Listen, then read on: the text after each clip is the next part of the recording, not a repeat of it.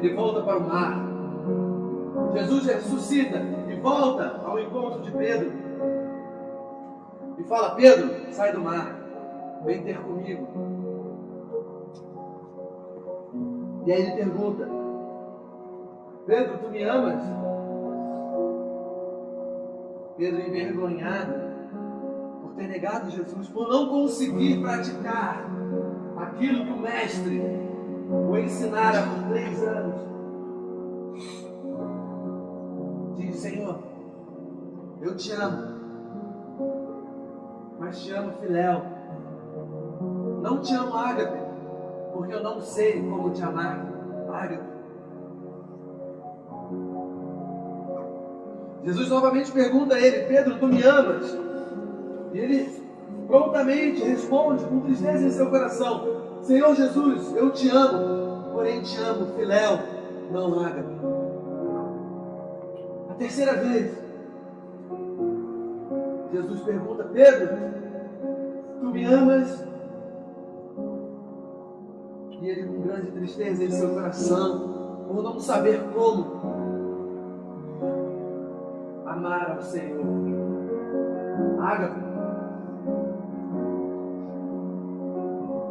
ele diz: Senhor, tu sabes que eu te amo filéu. Então Jesus lhe fala assim: apacenta as minhas ovelhas. Uau! Uau! Pedro ainda não sabia como fazer, mas Cristo já lhe havia entregue, já tinha entregado o seu rebanho nas mãos de Pedro. Jesus assunta os céus e diz assim: Pedro, você, todos os meus discípulos, permaneçam no alto, até que venha o Espírito Santo, até que venha o Consolador, e vós sejais revestidos de poder. E assim foi feito. A comunidade de Cristo permanece no cenáculo, clamando ao Senhor, dia após dia, noite após noite.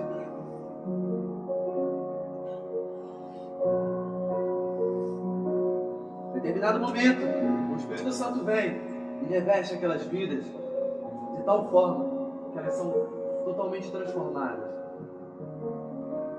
Mas algo diferente aconteceu. Todos eles foram impactados, mas um homem foi sobremodo transformado. Pedro,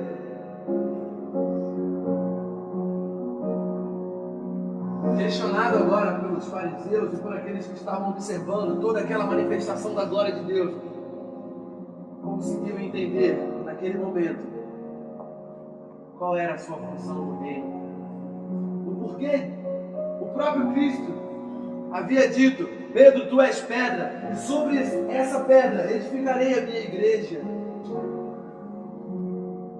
Pedro agora entendeu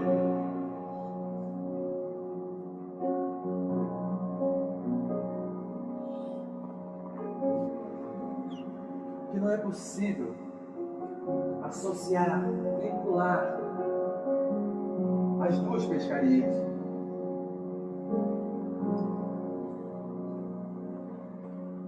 Quando Pedro percebeu que ele se transformou integralmente em um pescador de homens,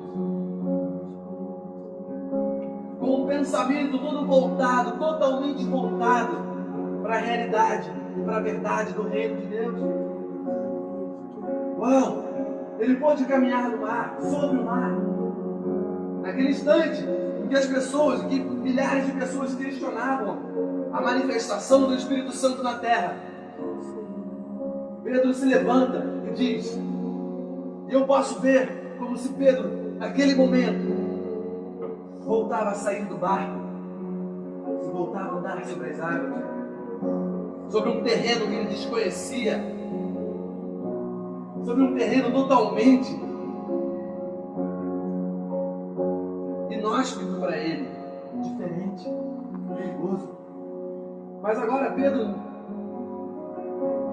não era descrente, porém crente.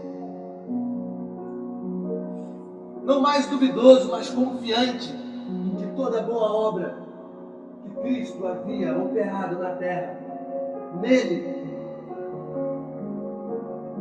precisava gerar frutos.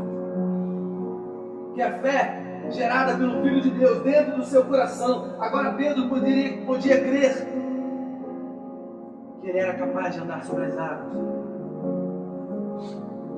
E Pedro prega para mais de 3.000 pessoas. E quando Pedro entende isso, 3.000 pessoas se convertem ao Senhor.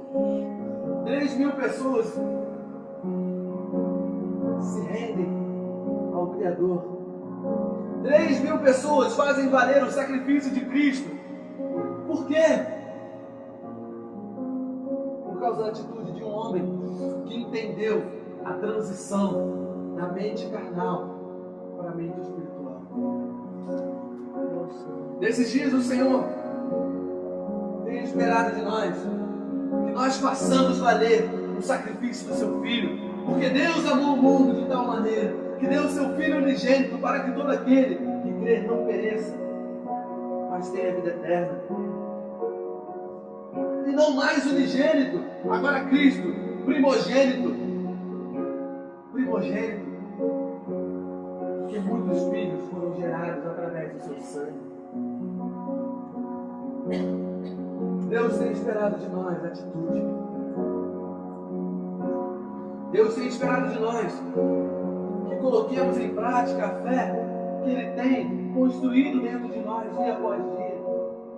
Ou será que as palavras que Ele tem nos liberado não têm gerado em nós transformação? Ou será que a unção que Ele tem jorrado sobre nós não tem encontrado terra fértil a produzir frutos?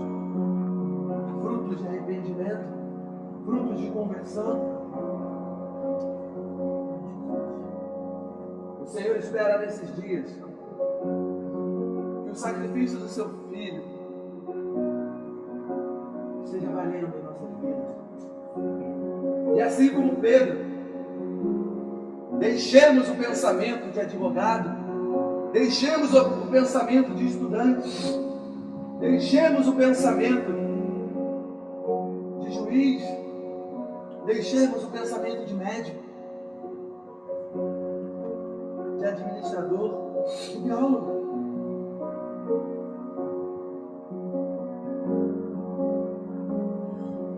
Deixemos o nosso pensamento carnal e venhamos a permitir sermos transformados pelo poder do seu Santo Espírito, de forma que não sejamos mais os mesmos, mas o mesmo ímpeto e a mesma impulsão que havia antes em Pedro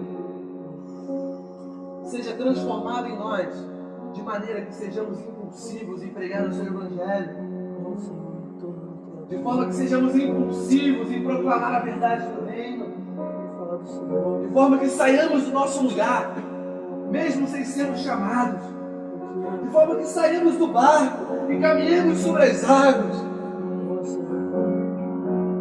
e possamos expor àqueles que nos assistem, àqueles que nos ouvem, que Jesus Cristo é o Salvador, que Jesus Cristo morreu por nós. Deus espera que nós saiamos dessa inércia, dessa estática.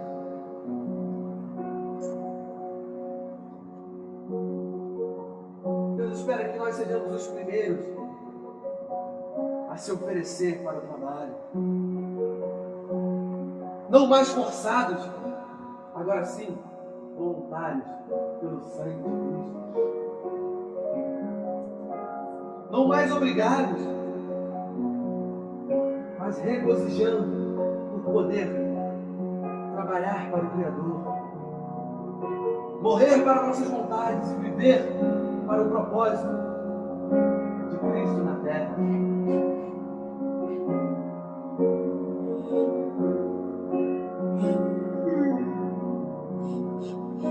Assim como a Pedro, Deus nos chama nessa noite. Vós sois pedras. Vós sois pedras.